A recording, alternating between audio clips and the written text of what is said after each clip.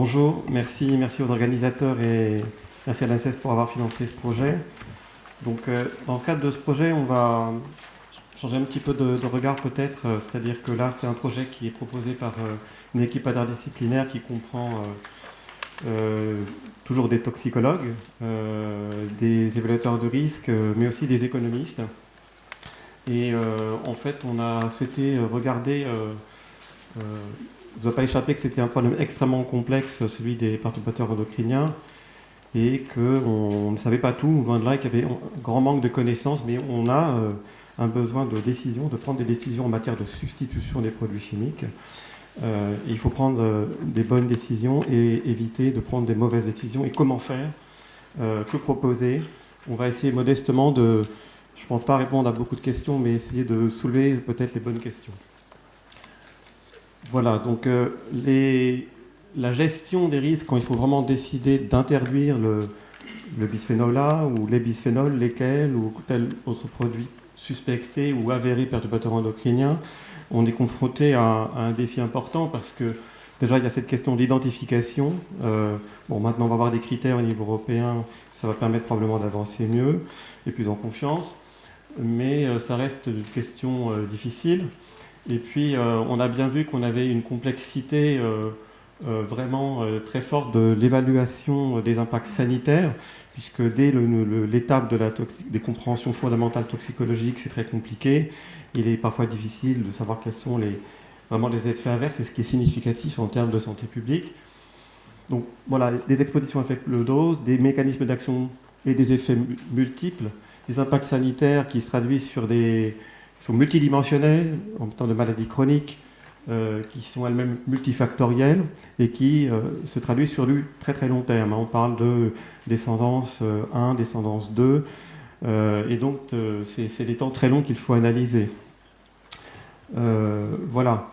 Et donc on doit, dans ce contexte-là, arriver à prendre des décisions pour substituer ou interdire ou autoriser des produits chimiques, sachant que la question est même un peu plus compliquée en réalité, parce que pour le citoyen, pour le gestionnaire, il ne s'agit pas forcément de remplacer un produit chimique par un autre, mais un matériau par un autre. Dans une cantine scolaire, c'est remplacer une vaisselle, un type de vaisselle par un autre type de vaisselle, qui comprendront eux-mêmes plein de produits chimiques, et donc la véritable question est encore en réalité plus compliquée. Alors, on dispose, on n'est pas en manque total d'outils, bien entendu, beaucoup de travaux et beaucoup de décisions de gestion de risque sont prises. Elles sont prises notamment dans le cadre du règlement REACH, donc on a pas qu'un règlement européen. On en a parlé incidemment puisqu'on a parlé d'interdiction du bisphénol A dans les papiers thermiques, ça a été pris dans le cadre de ce règlement. Alors on s'assoit dans ce cadre-là sur une évaluation complète et déterministe, c'est-à-dire qu'on cherche à vraiment voir les conséquences de l'action réglementaire qu'on se propose par rapport à un scénario où on ne ferait rien, par exemple, et on veut regarder quels sont les impacts, essayer de quantifier les impacts sanitaires en nombre de cas de maladie, et aussi les impacts économiques des décisions qu'on prend avant de décider.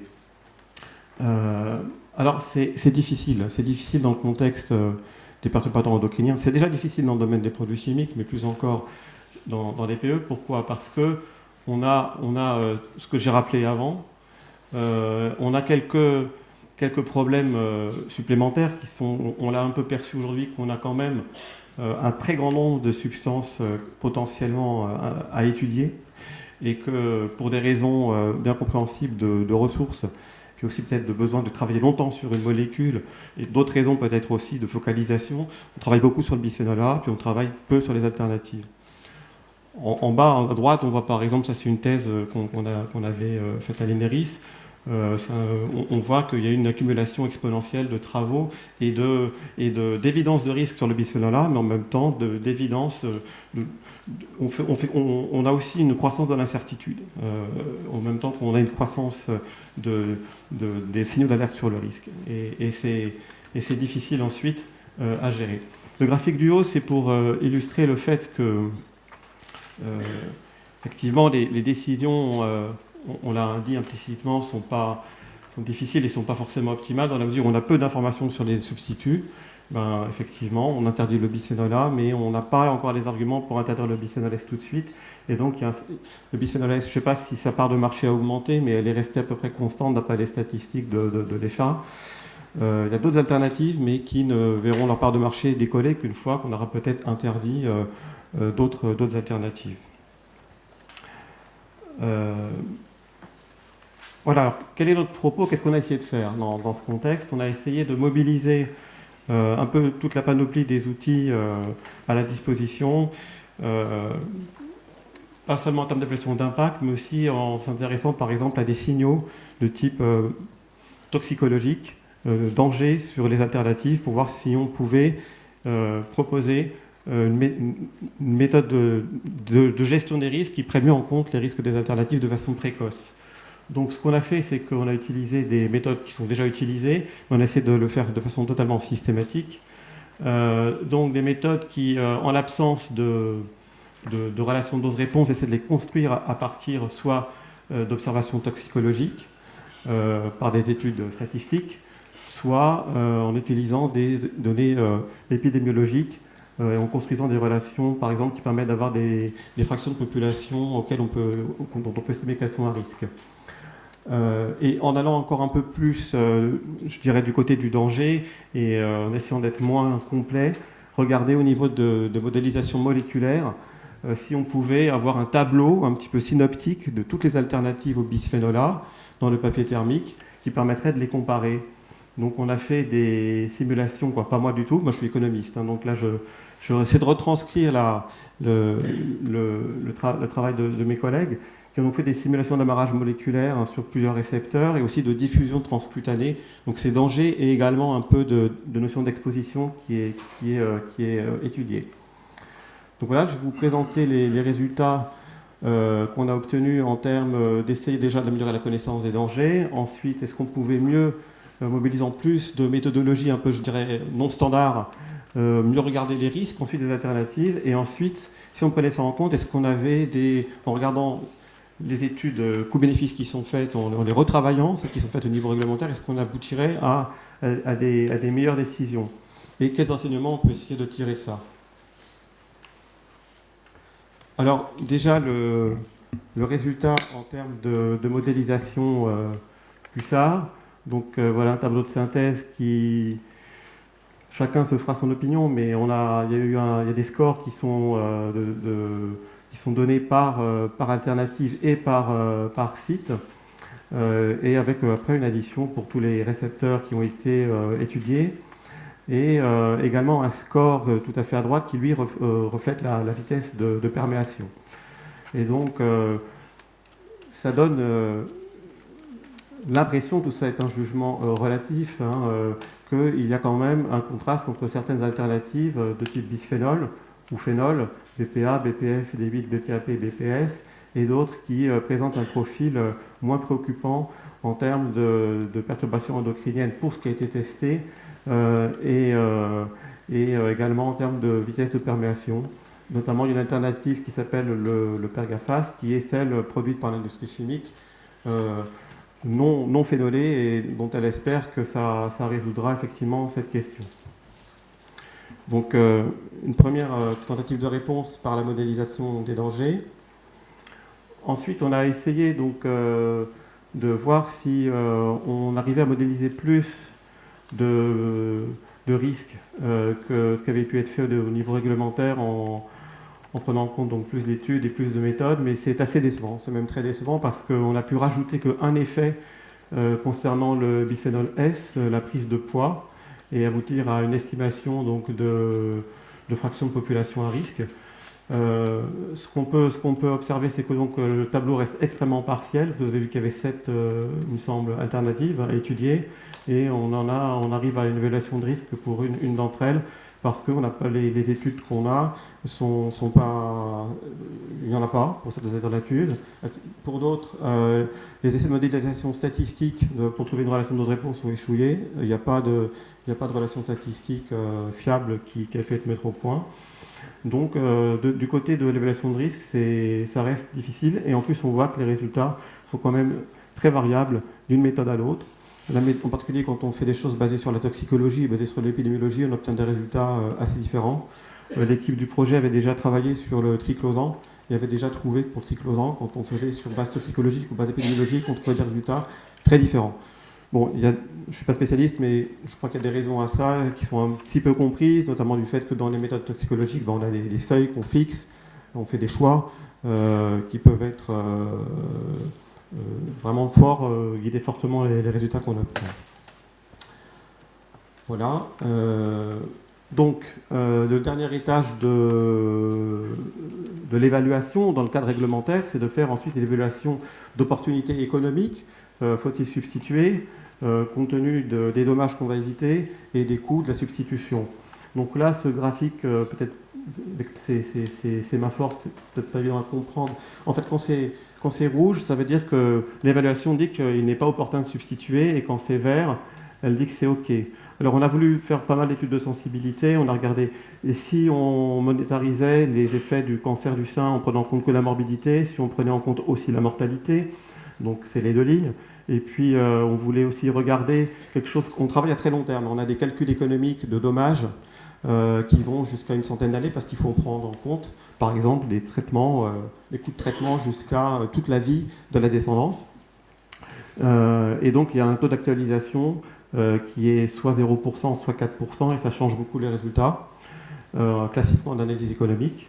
Donc là, c'est l'impact sanitaire tel que calculé avec ce qu'on avait dans le dossier réglementaire, c'est-à-dire sans BPS, on ne sait pas clair du tout, s'il y a du rouge et du vert. Si on rajoute quand même un petit peu de BPS avec ce qu'on avait pu évaluer en termes de risque et d'impact sanitaire, bon, on a l'impression qu'on a une conclusion un peu plus claire et que si on remplace le bisphénol A par un mélange de substances avec le BPS, c'est le scénario BPS, c'est pas bon. Et si on remplace le bisphénol A par un mélange d'alternatives dans lequel on n'y a pas le bisphénol S, en gros c'est le Pergafast, c'est un scénario Pergafast qu'on a fait. Là par contre, il semblerait que ce soit bon. Donc, à la fois, je serais extrêmement prudent sur ce type d'études, mais en même temps, on a l'impression que toute connaissance qu'on peut injecter dans la prise de décision concernant les alternatives et leurs risques donne des choses un peu plus cohérentes et un peu améliorées. Donc, quelques conclusions rapidement. Voilà, donc on a un grand défi de gestion des risques parce qu'on a donc des outils réglementaires qui sont très sensibles à l'incertitude et au manque de connaissances, qui est vraiment énorme dans le domaine. Et ça mobilise beaucoup de ressources pour résoudre des problèmes liés à peu de produits chimiques. Et les résultats sont quand même assez décevants, même en essayant de faire appel à des modèles non standards. On a aussi un problème de focalisation donc, sur certaines molécules emblématiques qu'on peut comprendre, mais dans un contexte de ressources limitées de l'univers des toxicologues, eh bien, ça fait qu'on manque d'informations sur les alternatives. Alors il y a un intérêt apparemment pour avoir un meilleur tableau de la situation, avoir la décision de travailler sur le danger avec les modèles Cushard, mais là non plus c'est pas la réponse totale parce que par exemple une des alternatives elle a des risques pour l'environnement, c'est un polluant qui est persistant dans l'environnement et qui a des risques pour l'environnement aquatique. Donc ça c'est quelque chose qu'on n'a pas pu prendre en compte. Donc nous, ce qu'on pense, c'est qu'il faudrait quand même essayer d'évoluer vers un système, depuis un système qui était dimensionné pour des problèmes dont on mesurait moins la complexité, on était moins conscient du nombre de produits chimiques et des enjeux de santé publique, ça remonte à plusieurs dizaines d'années, évoluer vers un système qui peut-être ne demande pas systématiquement qu'on évalue tous les coûts, tous les bénéfices, tous les impacts des actions publiques qu'on souhaite prendre. Et qu'on essaie de simplifier le système. Il faut garder une compréhension de toute la complexité biologique des choses, mais c'est ensuite, au niveau de la gestion des risques, d'avoir des outils d'aide à la décision qui soient plus simples si possible, et qu'on réserve les grosses études aux gros enjeux. Merci.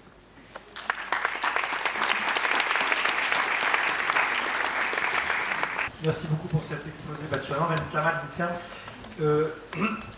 je suis assez. Votre conclusion est très intéressante. Je me demande s'il n'y a pas moyen de faire ça de manière quantitative, c'est-à-dire la comparaison entre un modèle de gestion qui se contenterait de l'évaluation des dangers et une espèce d'analyse coût-bénéfice comparant au modèle actuel qui a tendance à aller vers l'évaluation du risque, même si en fait pour les PE, en tout cas dans le contexte de la directive pesticides, on est plutôt dans un modèle hazard-based à mes yeux. Maintenant, c'est une remarque. Ma question concernait votre analyse coût-bénéfice que j'ai trouvé très intéressante. C'était très rapide. Je ne me rends pas compte. J'ai l'impression que vous avez surtout des coûts tangibles ou vous avez aussi inclus des coûts intangibles. Et d'autre part, vous citez des effets cancer du sein. Donc au niveau des bénéfices attendus de la substitution, moi j'aurais imaginé aussi les coûts liés aux maladies métaboliques, parce que chez l'animal, enfin l'ANSES a conclu que c'était clair. Et qu'est-ce que vous mettez comme coût à la substitution? C'est-à-dire, enfin, quel est le coût d'interdire la molécule, quoi? Comment vous estimez ça? D'accord. Alors sur la première question, oui, ce serait vraiment passionnant et très important, je pense, de faire une étude de l'efficience de systèmes de gestion efficience comparative de systèmes de gestion basés sur des évaluations complètes ou des évaluations plus légères mais plus systématiques. Ensuite, sur l'analyse coût-bénéfice qui a été faite, elle n'a pas été faite que pour le cancer, en fait, du sein. C'est tous les effets qui apparaissent dans ce tableau ont été traduits en termes économiques. Alors, coût tangible ou intangible, en fait, on a fait un peu les deux. C'est-à-dire que pour les autres aspects que le cancer, bon, c'était que du coût.